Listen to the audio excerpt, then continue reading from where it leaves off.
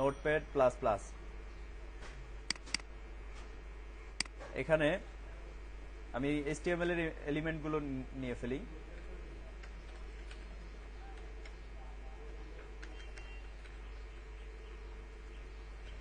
নেটবিন নিয়ে কাজ করলে ভালো হতো। আচ্ছা, আরেকদিন আপনাদের আরেকটা নতুন একটা এডিটরের নতুন না, এটা অনেক পুরাতন, সেই এডিটরটার সাথে আপনাদের পরিচয় করাবো, সেটা দিয়ে কাজ করবো, আমার কাছে ভালো লাগে। TITLE টাইটেল,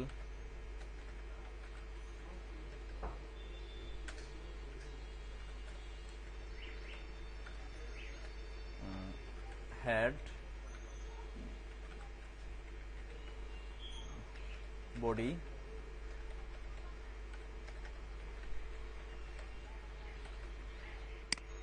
এগুলো লাগবে না। বডির ভিতরে এবার আমি যা লিখবো সেগুলো দেখা যাবে। ওকে, এবার আমি এটাকে একটা সেভ করে ফেলি। সেভ এস ডেস্কটপ, আজকের ক্লাস। এখানে আমি লিখি ইন্ডেক্স, ইন্ডেক্স। এখান থেকে ফরম্যাট সিলেক্ট করি HTML। পাইছেন? সেভ। এবার আমি এখানে আজকে আপনাদের যেটা শেখাবো সেটা হলো টেবল। আগেরগুলো আপনারা দেখছেন, আশা করি সমস্যা সেখানে নাই। টেবল শুরু, টেবল শেষ। টেবলের মধ্যে কি কি জিনিস থাকে আপনারা ওয়ার্ডে জানেন, ওয়ার্ডে শিখছেন, বা মাইক্রোসফট ওয়ার্ডে যখন কাজ করছেন তখন টেবল ছিল। টেবলের মধ্যে থাকে কলাম এবং রো, আর থাকে কতগুলো সেল।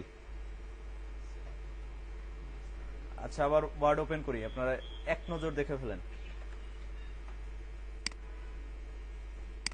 এখানে দেখেন ইনসার্টে গেলাম, আমি টেবলে ক্লিক করছি, ইনসার্ট টেবল।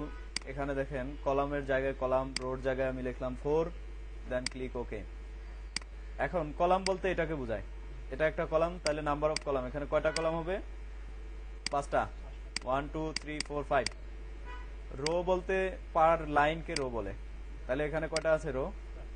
2 3 4।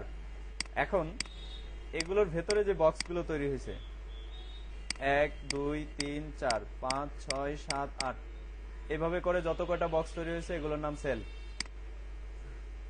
পেলেন? এবার সেলের পরিচয়। সেলের বাংলা অর্থ কি বলতে পারেন? কোষ না?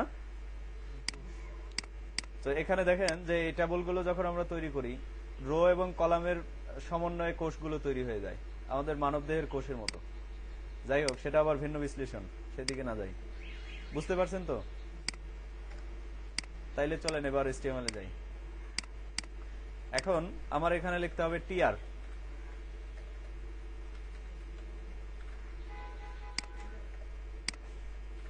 এরপরে এখানে লিখবো, আচ্ছা এখানে একটু অ্যারেঞ্জ করি, এটা টেবল, এর ভেতরে টিআর, এর ভেতরে এখানে হবে টিডি। টিডি শুরু হয়, টিডি শেষ হয়। আসছি 1 মিনিটের মধ্যে। এতটুকু ধরেন, এটাকে আমি এখন এখন যদি সেভ করি তাহলে এর আউটপুট কি আসবে? Run, run in Firefox. Nothing, কিছুই না, তাই না? তো এর কারণ হচ্ছে আমার এখানে কিছু কিছু নাই। এইখানে আমি টেবলের মধ্যে একটা অ্যাট্রিবিউট দেব, border equal to under double quotation, এখানে লিখবো হচ্ছে 3 লিখি আপাতত। সেভ করি, আমি আবার লোড করি ফায়ারফক্সে। এখন দেখেন এখানে একটা ইটের মতো কি একটা আসছে, এটা কিন্তু আমার টেবলটা। হ্যাঁ, আমরা সাইজ দিইনি, সেজন্য এটা ডিফল্ট সাইজে আছে। তো এখন দেখেন, এবার আমি কাজ করি যে এখানে এবার বর্ডারের সাইজ দেই। সাইজ কি করে হয়? উইড এবং হাইট মিলে সাইজ হয়। উইড দিলাম equal to under double quotation, এখানে লিখি আপাতত 500 লিখি, এবং HEIGST বানান ভুল করলে কিন্তু হবে না। হাইট হবে এখানে আমি দিলাম আপাতত 600, 500 উইড, 600 হাইট। রান করি ফায়ারফক্সে। এবার দেখেন, এবার তো বোঝা যাচ্ছে যে এটা একটা টেবল। এখন আমি সেখানে টিআর লিখছিলাম, টিআর মানে হচ্ছে একটা রো, আর টিডি মানে হলো সেল। হ্যাঁ, টিডি মানে সেল বা কলাম আর কি, কলাম। তাহলে কয়টা টিডি ছিল? তিনটা। জি বলেন।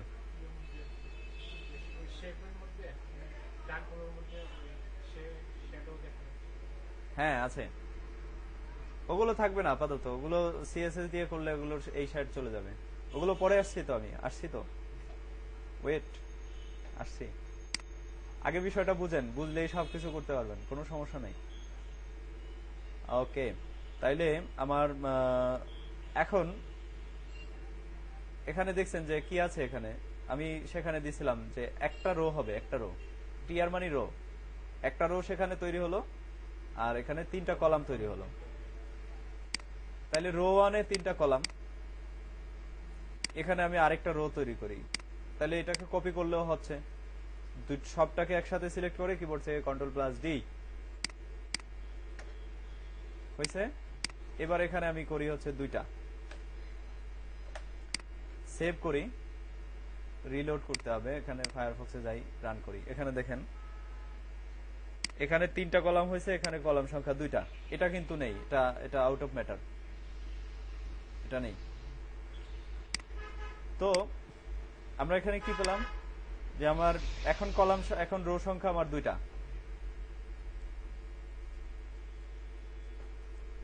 আরেকটা কপি করি, এই সবটাকে আরেকটা করে করি, তাহলে কত হলো? এখানে আমার চারটা রো তৈরি হয়েছে। এখান থেকে আমি এটাকে একটা করে দিই, এখানে দুইটা, সেভ করি। আপনাদের বিষয়টা বোঝানোর জন্য এগুলো করছি। এখানে দেখেন, এখানে একটা কলাম আছে, এখানে কলাম সংখ্যা আছে দুইটা, এখানেও দুইটা, এখানে একটা, এখানে দুইটা। ওকে,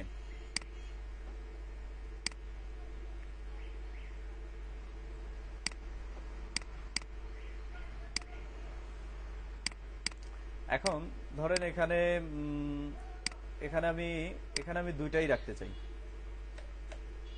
দুইটা কলাম হবে, এখানে আমি লিখে দিই এটার নাম হচ্ছে লোগো, এখানে হলো কন্টাক্ট বা কুইক লিংক, সেভ করি, লোডিং ফায়ারফক্স। দেখেন এখানে কি হলো, লোগো, এবং এখানে চলে আসছে কুইক লিংক। এখন এটার সাইজটা হঠাৎ করে বড় কি করে হয়ে গেল, এই বিষয়টা বোঝার বিষয়, কিন্তু কেন বড় হয়ে গেল এখানে আমরা লক্ষ্য করি যে এখানে আমি হাইটটা কত দিয়েছিলাম, 600। তাহলে এখানে যদি আমার হাইট গুলো ঠিক করে দেয়া থাকে, তাইলে আর এটা এভাবে চেঞ্জ হবে না। ধরেন আমি এখানে এই টিআর এর মধ্যে, টিআর টিডি তেও দিতে পারি, টিআর এ দিয়ে ফেলি, টিআর এর মধ্যে উইড দিলাম, weed equal to under quotation, এখানে আমি লিখলাম 150, সেভ করি, রিলোড করি। আচ্ছা, ওটা টিডি তে লিখতে হবে, Ctrl+X, Ctrl+V, সেভ, উইড। এখানে এই যে এখান থেকে এই পর্যন্ত, এটার নাম হলো উইড। উইড মানে তো বুঝেন, এখানে 150 আছে, আর বাকিটা এখানে আছে। 150 থাকলে এটা টোটাল উইড ছিল কত মনে আছে? পুরা আমার পুরা টেবলের উইড হলো 500, তাই না? তো 500 হলে এখানে যদি 150 চলে যায়, 150 চলে যায়, আর কতটুকু থাকে? 350। তো 350 অটোমেটিক অন্য কলামের জন্য চলে গেছে। অর্থাৎ আমি যদি একটাতে সেট করে দেই, বাকিটা যদি কিছু না লিখি, তাইলে সে কি করবে, এটার বাকি অংশটা এখানে ক্যালকুলেট করে জমা করে নেবে। অর্থাৎ এখানে 150 আছে, বাকিটা এখানে। বুঝে আসছে ব্যাপার? ওকে, এবার ধরেন আমি এখানে একটা হাইট দেই, আমার টোটাল হাইট কত আছে? 600। Height equal to under double quotation আমি এখানে লিখলাম 150, সেভ,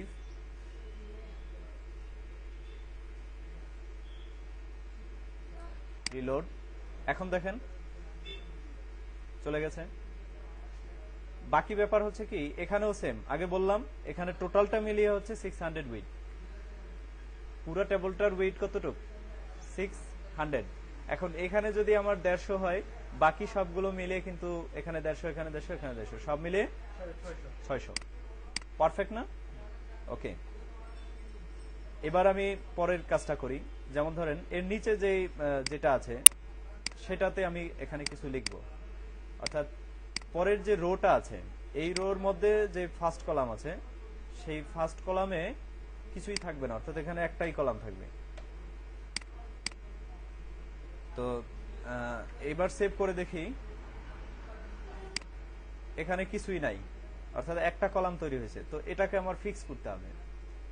আমি চাচ্ছি যে এটা যেন পুরাটা একসাথে থাকে। এটার আমি উইড দিয়ে দিই, weed DTS weed equal to, এখানে এটার উইড হবে 500। সেভ।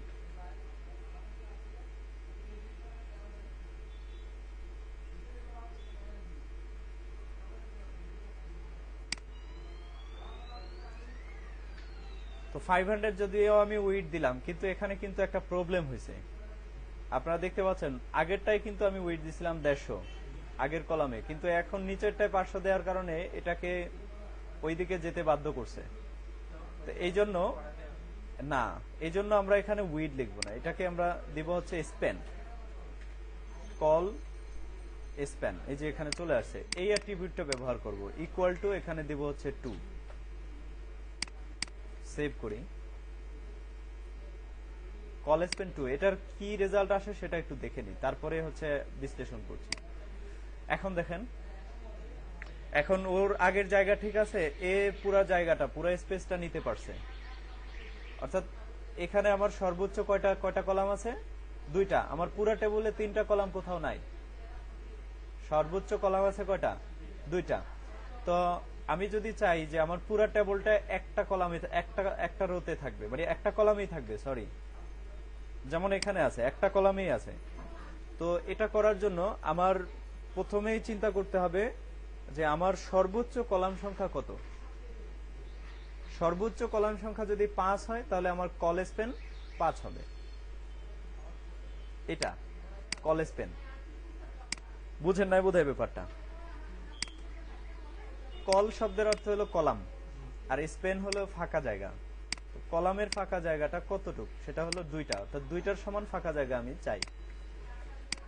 তো আরেকটু বুঝাই, আমার এখানে আরেকটা কলাম তৈরি করি আমি, Ctrl+D, সেভ করি, এখানে রিলোড করলাম।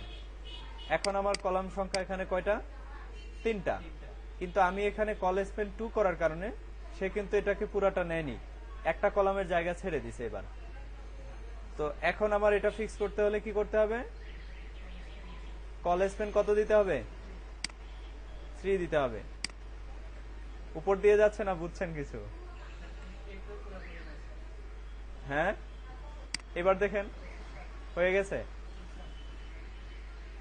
তার মানে হলো আমার সর্বোচ্চ কলাম সংখ্যা চিন্তা করব, যদি আমি পুরাটাকে একটা কলামে রাখতে চাই, কোন একটা রোতে যদি একটা কলামই রাখতে চাই, তাহলে আমি চিন্তা করব যে আমার পুরো টেবিলে সর্বোচ্চ কলাম সংখ্যা কত, সেটা আমি কল স্প্যান হিসেবে ব্যবহার করলেই এরকম ফিক্স হয়ে যাবে। আশা করি এইটা বুঝতে পারছেন। তো এখানে আমি আরেকটা কাজ করি, এখানে আমি এটার হাইট দেব,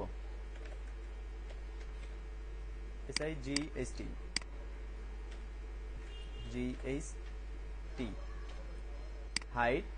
এখানে আমি হাইট দিলাম 50 পিক্সেল। সেভ। এবার লোড করি, কারণ এখানে হচ্ছে আমার মেনুটা থাকবে। দেখেন আমার মেনুগুলো থাকবে, তো মেনুটা 50 পিক্সেলের বেশি থাকলে ভালো দেখা যায় না, বা থাকতে পারে, বাট স্ট্যান্ডার্ড সাইজ হলো এরকম 50 পিক্সেল। তো উপরের আমি ওই আগের কলামটা কেটে দেই, এখানে এই কলামটা আমার দরকার নেই, আমার এটাকে কেটে দেই। আর এখানে কল স্প্যান এখন কত হবে? কল স্প্যান কত হবে? আমি উপর থেকে একটা কলাম কেটে দিছি, টোটাল কলাম সংখ্যা, হাইয়েস্ট কলাম সংখ্যা 2টা, 2 হবে। তো এতক্ষণ লাগলো কেন? ওকে, তাহলে এখন ঠিক থাকবে। দেখেন হয়ে গেছে। এবার আমি এখানে চাই যে আমার এইদিকে এইদিকে যেমন একটা কলাম আছে, এইদিকে আরেকটা কলাম থাকবে। তো এখানে আমার কলাম সংখ্যা বাড়াইতে হবে। এটা হলো এইখানে, এখানে আমার 3টা কলাম দরকার, কন্ট্রোল ডি 3টা কলাম। এখানে আমি লিখে দেই, এখানে হচ্ছে কন্টেন্ট থাকবে, কন্টেন্ট। এখানে আমি লিখি কুইক লিঙ্ক, এখানে আমি লিখি হচ্ছে ট্যাগ বা ক্যাটাগরি, CETAGORY, হ্যাঁ TE হবে, CATE, ক্যাটাগরি। ওকে, আচ্ছা তাইলে এখানে আমার 3টা সর্বোচ্চ কলাম, যেহেতু এখন 3টা তৈরি হয়েছে, কলেজ পেন এটা চেঞ্জ করে 3 করতে হবে।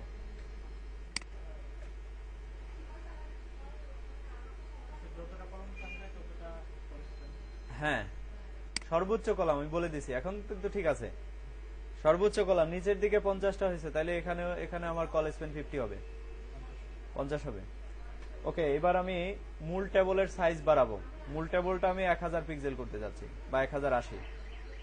মূল টেবলের সাইজ উইডথটা আমি এখানে 1080 পিক্সেল করে দেব, 1080। সেভ,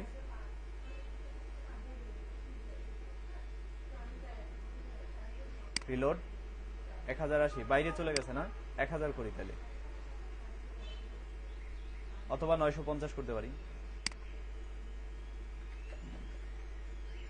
950। সেভ,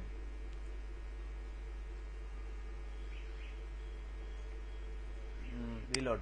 ওকে, 950 বেটার। এখন দেখেন আমার টেবলটা কিন্তু একদিকে আছে, অর্থাৎ লেফট লাইনে আছে। আমি এটাকে সেন্টার করতে চাইলে কি করব?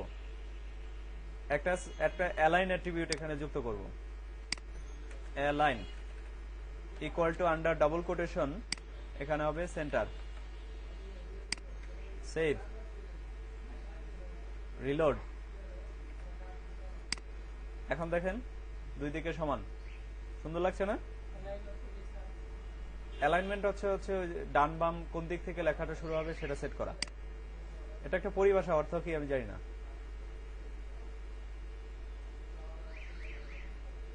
হ্যাঁ, এখানে একটু সমস্যা হয়েছে, এখানে কলেজ পেন 2 হবে। আবার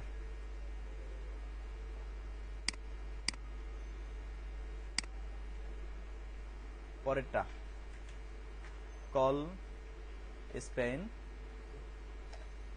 ইকুয়াল টু আন্ডার কোটেশন 2। এখানে 2 কেন বলতে পারবেন কেউ? এখানে 2 কেন?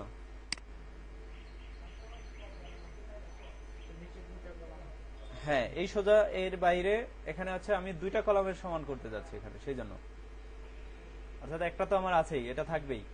এখানে কলেজ পেন 2, অর্থাৎ এটা রেখে এর পরের দিকে যতটা থাকে, এখানে যদি 3টা থাকে তাহলে কলেজ পেন 3। বুঝতেছেন তো নাকি বেশি হয়ে যাচ্ছে? অবশ্যই প্র্যাকটিস করতে হবে, এবং কাজ কিন্তু অনেক বেশি করে প্র্যাকটিস করতে হবে। তো এবার আমি আরেকটা কাজ করে শেষ করছি আজকে। কুইক লিঙ্ক, এখানে হচ্ছে অনেক সময় দেখেন এখানে লেখা থাকে যে গভর্নমেন্ট ওয়েবসাইটের লিঙ্কগুলো থাকে, এই পাশে হচ্ছে আমার ক্যাটাগরির লিঙ্কগুলো এখানে থাকতে পারে। তো এরকম যদি হয় তাহলে আমরা কি করব? এখানে আমি তাইলে আমার যে এই ক্যাটাগরি নামের কলাম, এখানে যে কলামটা তৈরি হয়েছে এই কলামের উইডথ দিয়ে দেব ইকুয়াল টু, এখানে আমি লিখে দেই 150, এখানে 200 করে দিই। এটাতেও লিখে দিতে হবে উইডথ, ডিটিএস উইডথ। টোটাল কত আছে আমার উইডথ? 950। 950 থেকে 400 বাদ গেলে কত থাকবে? 500 কি করে থাকে? 550 থাকবে। তাইলে এখন দেখেন এখানে একটা হিসাব করি, এখানে 200 বাদ গেল, কত আছে? 750। এখানে 200 বাদ গেল, কত আছে? 550। তাইলে এই 550 হলো কন্টেন্টের উইডথ।